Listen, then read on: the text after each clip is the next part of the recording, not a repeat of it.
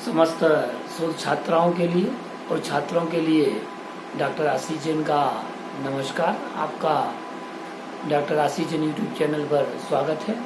आज हमें शोध कार्य में उपयोगी जो उपकल्पना होती है उस उपकल्पना के विषय में आज हमें जानना है कि उपकल्पना क्या है, उसका कार्य क्या है और उसका संबंध शोध कार्य से किस प्रकार से है।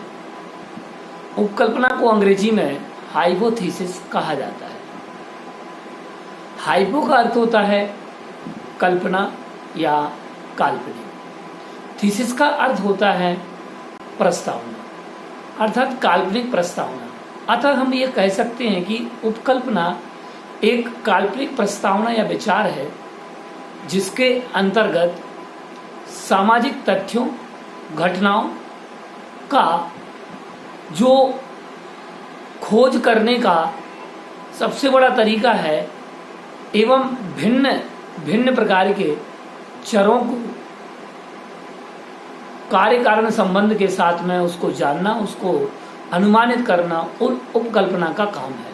और ये उपकल्पना जो है शोध छात्रों के पूर्व अनुभव, पूर्व ज्ञान या सामान्य अवलोकन तथा संबद्ध साहित्य के आधार पर इसको निर्मित किया जाता है और उसके संबद्ध चरों को की विवेचना भी की जाती है। ये सरल भी होती है, जटिल भी होती है। इसके साथ साथ जो है यह उपकल्पना जो है इसके सामान्य जो है इसके जो स्रोत हैं वह सामान्य सिद्धांत रूप स्रोत है, सादृश्यता भी इसका स्रोत होती है, निजी अनुभव और संस्कृति भी इसका स्रोत होती है। मुख्य रूप से हम ये बात जान लें कि जो उपकल्पना है ये उपकल्पना सरल जटिल रूप में भी होती है। आनुभाविक समानता बताने वाली उपकल्पनाएं भी होती हैं जो गुडे एवं हार्ट ने भेद किया है। जटिल आदर्श प्रारूप से संबंधित उपकल्पनाएं होती हैं। विवेचनात्मक चरों से संबंध बताने वाली उपकल्पनाएं होती हैं। और भी अन्य विद्वानों ने कई प्रकार की उपकल्पनाओं के भेद कहे हैं।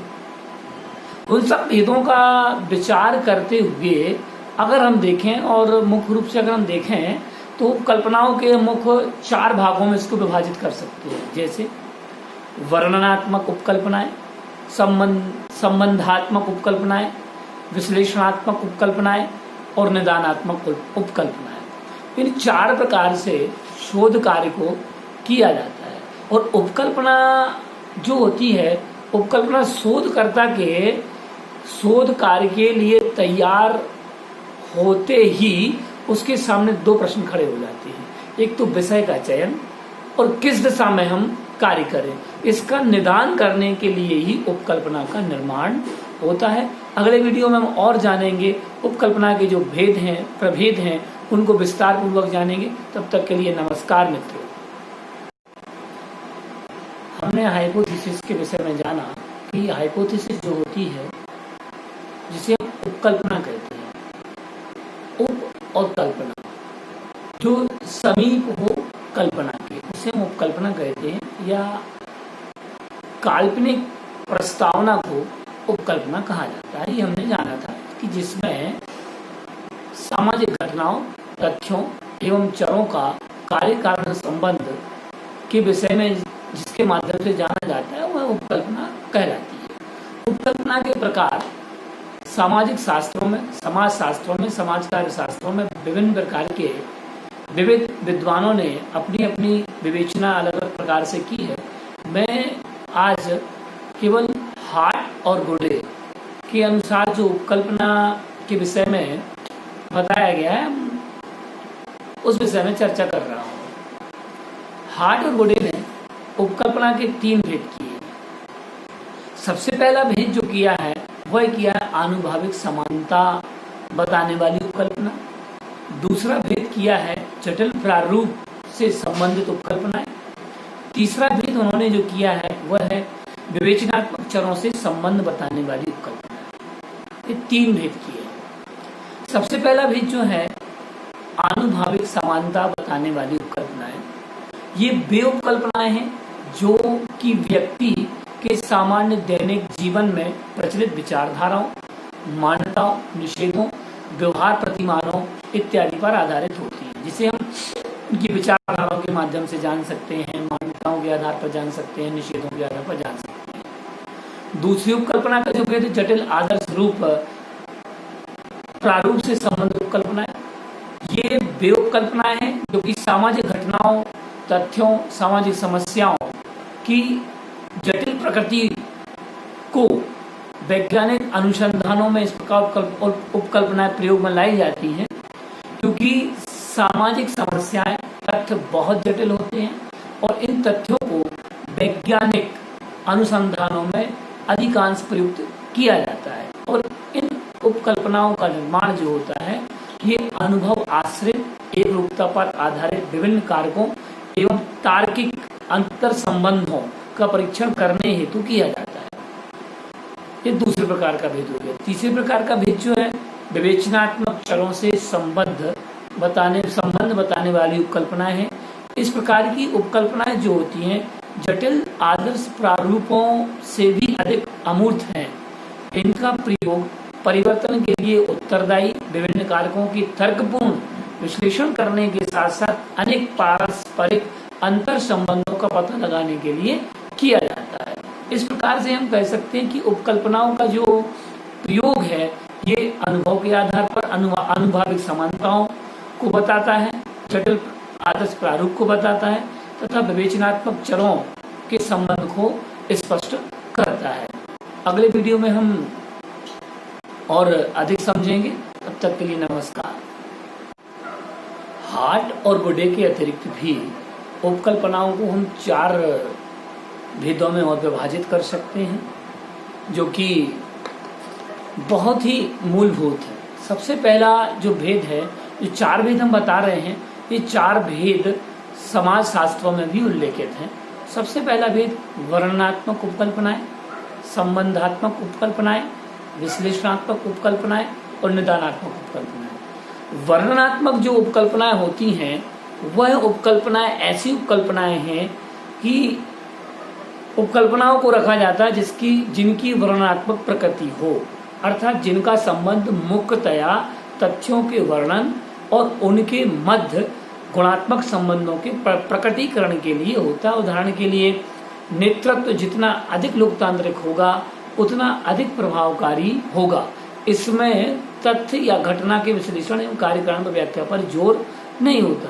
संबंधात्मक उपकल्पनाएं, इस वर्ग में ऐसी उपकल्पनाओं को रखा जाता है जो 2 या 2 से अधिक चरों में सहसंबंध को दर्शाती है। चरों में संबंध धनात्मक या सीधा हो सकता है, जैसे राजनीतिक जागरूकता, लौकिकता, आधुनिकता के बीच संबंध, अथवा ऋणात्मक या विलोम अनुपाती भी हो सकता है, जैसे कोई गांव जितना अधिक आधुनिक होगा उसमें अधिक आर्थिक विषमता उतनी कम होगी। यहाँ यह उल्लेख करना अप्रासंगिक नहीं होगा कि जरूरी नहीं कि इन उपकल्पनाओं में परिकल्पित संबंध साक्ष्यों के आधार पर सिद्ध हो ही। विश्लेषणात्मक उपकल्पनाएं, इस वर्ग में ऐसी उपकल्पनाएं रखी जा सकती हैं जो चरों के बीच केवल संबंध को ही नहीं दर्शाती अपितु उसकी व्याख्या भी करती हैं कि ऐसा क्यों है। उदाहरण के लिए व्यक्ति की शिक्षा का स्तर जितना ऊंचा होगा उसमें आधुनिकता की मात्रा उतनी अधिक होगी।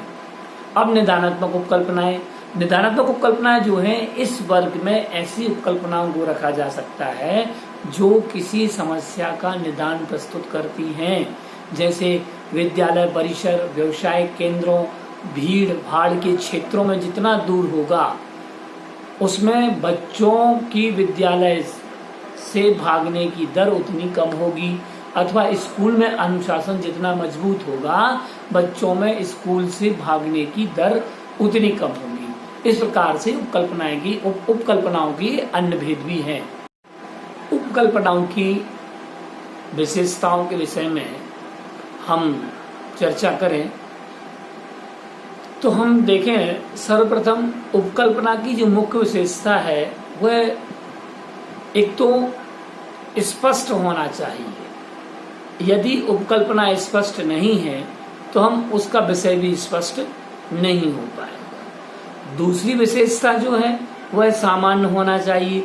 उपकल्पनाएं बहुत जटिल जटिल भी होती हैं, लेकिन व्यक्ति जटिल उपकल्पनाओं पर बहुत ही कम लोग कार्य कर पाते हैं, इसलिए उपकल्पना सरल और सामान्य भी होना चाहिए। तीसरी विशेषता है इसका क्षेत्र संक्षिप्त एवं दिशाबोधक होना चाहिए, क्योंकि देखा जाता है कि अगर क्षेत्र विस्तृत होता है तो शोधार्थी निश्चित है कि वह उसको दिशा का बोध सही नहीं हो पाता। चौथी विशेषता है ये सैद्धांतिक अंतर विरोध से मुक्त हो। उपकल्पना के निर्माण करते समय इस बात का मुख्य रूप से ध्यान रखा जाना चाहिए कि जिस उपकल्पना का हम निर्माण कर रहे हैं पूर्व साहित्य, पूर्व अनुभव के आधार पर, पूर्व तथ्यों के आधार पर सैद्धांतिक विरोध, अंतर विरोध ना हो, अन्यथा वह उपकल्पना विफल हो जाएगी। अगली विशेषता जो है तथ्य, अवधारणा और विचारों के मानकीकृत शब्दों एवं यथार्थ से बनी होना चाहिए। तथ्य, अवधारणा और विचारों के मानकीकृत शब्द यथार्थ होना चाहिए, ये मुख्य रूप से है। अब इसके बाद में हम अगली विशेषता देखें, जांच करने की विधि और सीमा से संबद्ध होना चाहिए, क्योंकि गुटे और हाट कहते हैं कि विधि से कटी और जांच की सीमा से परे उपकल्पनाएं कुछ दे नहीं पाती, कभी वह निष्कर्ष तक नहीं पहुंच पाती, इसलिए जांच करने की विधि से और सीमा संबद्धता उसमें अवश्य में होना चाहिए। साधारणतः देखा जाए सिद्धांत सामीप्यता होना चाहिए। उपकल्पनाओं की अगली विशेषता है सिद्धांत सामीप्य, अर्थात मुख्य सिद्धांतों से वह समीपता रखने वाली हो। साधारण शोधकर्ताओं को ऐसी उपकल्पनाओं का निर्माण करना चाहिए जो मुख्य सिद्धांत के आसपास हों और सकारात्मक नकारात्मकता की जांच में सहायक हों, क्योंकि अनुभवी शोधकर्ता के लिए ऐसा कोई नियम नहीं है, सर्वथा स्वतंत्र उपकल्पनाएं भी प्रस्तुत कर सकता है। सातवीं जो विशेषता है वह कहते हैं कि सरलता आवश्यक है, अर्थात उपकल्पना सरल हो और प्रासंगिक हो। उपकल्पना में प्रासंगिकता हो, संदर्भता हो और सरलता हो तो उपकल्पना जो होती है वह सफल सकारात्मक उपकल्पना के रूप में मानी जाती है।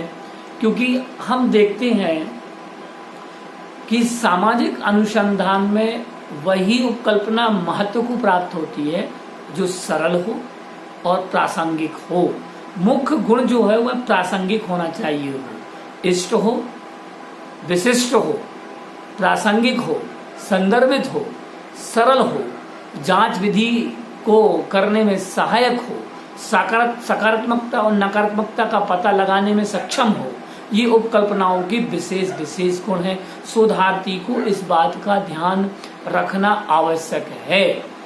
हम अगले वीडियो में आपके लिए और भी अन्य जानकारियां प्रदान करेंगे। नमस्कार।